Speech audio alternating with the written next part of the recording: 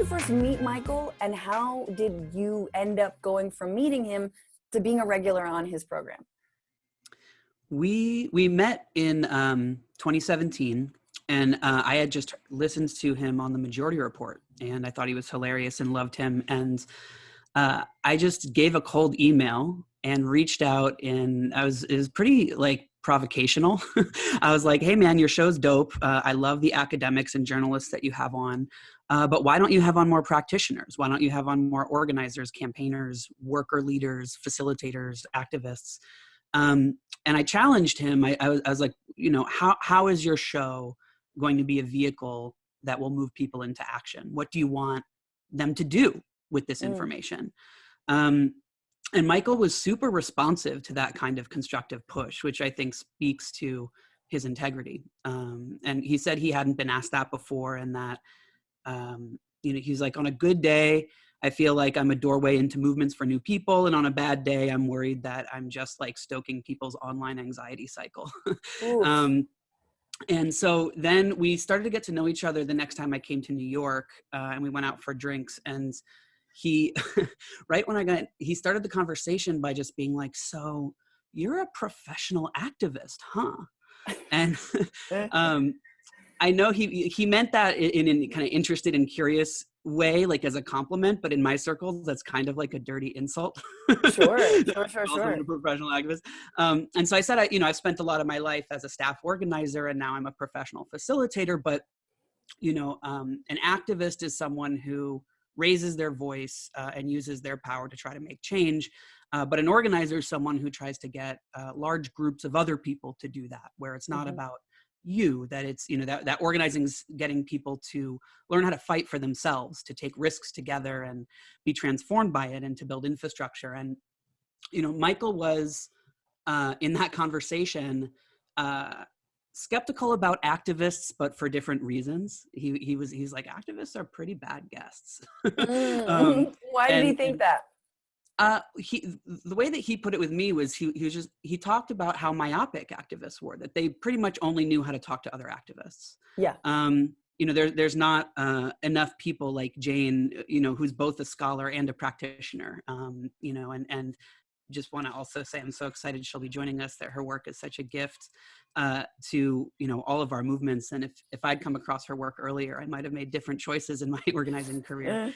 I just want to interject and say, like, personally, I didn't really introduce myself and like where I stand in this, but I have been an activist and an organizer turned media pundit. And so this discussion that I think we're going to get into, and I think that you pointed out, which is how do you want your media, and how do you want the things you put out into the internet and into the ether, how do you want that to be received, and what does that mean for broader social movements? And for me, I've sort of straddled the two worlds and thought about that question a lot. So I apologize in advance to anyone watching this if I interject more or talk more than your average moderator, because that is precisely where I see myself, is in that, like, how do you mobilize people into action from, even though you're a pundit, I think the way you think about those dual roles is really similar to Michael's. As he built out his show, he started to have more and more people who are in those dual roles, like people like Bill Fletcher Jr., who are, practitioners and thinkers at the same time. And, as we were getting to know each other, Michael and I bonded how I think a lot of leftists bond, which is by talking shit about the left. And, I discovered quickly that, I was mostly talking about the subcultural kind of left that I had come out of, which was like a direct action milieu that put tactics before strategy, that was ambivalent about power and, stuck in its self-referential circular firing squads and purity purges. And, but I quickly learned that, the online left that he was referencing was a different place, where all the worst tendencies from that zone were like on overdrive and amplified by the, perverse incentives of the algorithm and people trying to get famous and build an audience by selling outrage or simplistic critiques without solutions. And that the two worlds mirrored each other and the limitations mirrored each other. Yes. And he wasn't afraid to name that. I mean, it seems like he really, really actually was able to talk about that and be critical of both, obviously, that circular firing squad on either side of, if you're an organizer and if you're, you know, on the online left. Yeah, yeah. And he wanted to be, you know, I guess the other thing I'll just say about, you know, his vision that I saw in his project, which I'll be honest, I took it for granted at first. I didn't realize how distinct Michael was, or you were, frankly, until I got to know the rest of the kind of emergent left pundit world, where he actually knew about and cared about being relevant to grassroots groups, which I just assumed anyone calling themselves a left pundit would want that. But I don't think that's actually the case. And I remember when, you know, I would send segments he did to base building organizations that I work with, and that they would integrate it sometimes into their political education curriculum, or it would help, you know, I would send it to other organizers and it would help them with their internal debates.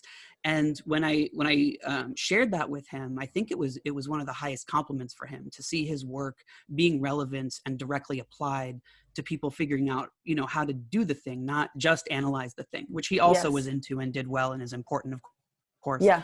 But his that was the thread we pursued, was application. I want to talk more about that with Jane, but I also just want to ask you, how was it for you being on the show, and what did, was it awkward and different? Like, how was it different from your organizing background and experience? And what did Michael want to know from you? What was he curious about? Those are two different questions, but.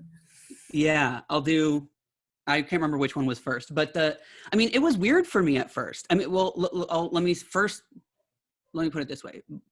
Talking to Michael was always great. And in this series, one of the consistent threads that I've heard from all of the episodes have been people saying how comfortable Michael made his guests feel. And I was super comfortable talking with Michael.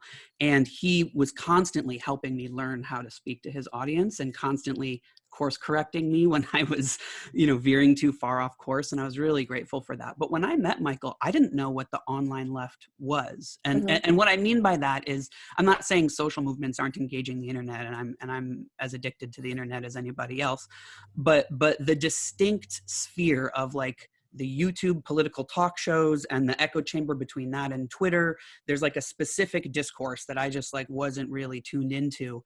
And a lot of it orbits the electoral arena on a national scale. A lot of it on the left was connected to the Bernie campaign and a large audience of people who got politicized through a national campaign. So of course, the attention was mostly focused on top line topical news. And one of the things that constantly struck me was, I was like, oh, I get to talk to an audience that is explicitly anti-capitalist, but doesn't carry the baggage of the activist left. But nor did it necessarily bring the insights. And Michael really helped me try to begin to separate, you know, the baby from the bathwater of the limitations of the left, and also the insights that movements had. I think he, just as I want to celebrate that he wanted to be relevant to grassroots movements, he also didn't romanticize them. And he was interested in shedding frameworks that don't work. And, you know, one of the things that I'm excited to hear Jane talk more about, because she's so clear on this, is, you know, the self-limiting frameworks that a lot of the progressive left have been stuck in for a really long time. And that's what we talked about a lot. And what I learned from him through it, and learned from his show, was, you know, Michael really helped me reground my politics in a materialist framework. Like, I had just been, you know, when I met Michael, I was so jaded by the climate justice movement, you know, that so many of our gains lacked durability, that, you know, we would stop a bad thing that would have happened, and basically keeping the world just as bad as it is. And that you have to keep defending your win because the market incentive still exists to exploit land and people. And I was fatigued. And, you know, don't get me wrong, I'm proud of our victories. We defeated pipelines that threaten to destroy people's homes, livelihoods, and watersheds. We've supported indigenous groups, you know, successfully defending land all over the world, got banks to pull their funding from fossil fuels and won billions of dollars in divestment. But we were huge wins. Yeah. And And it's not good enough. We were frequently playing into the hands of our opposition and not picking or rather not picking strategies that were to scale commensurate with the crisis. Mm. And, I do believe that only labor structurally has the potential to do that. And Michael helped me see that in a deeper, more historically grounded way, because I had come out of a milieu that saw class as like an identity attribute, like race or gender, rather than, yes, it is that, but both as a description of material power relationships, and more importantly for strategy, a set of mechanics to change them.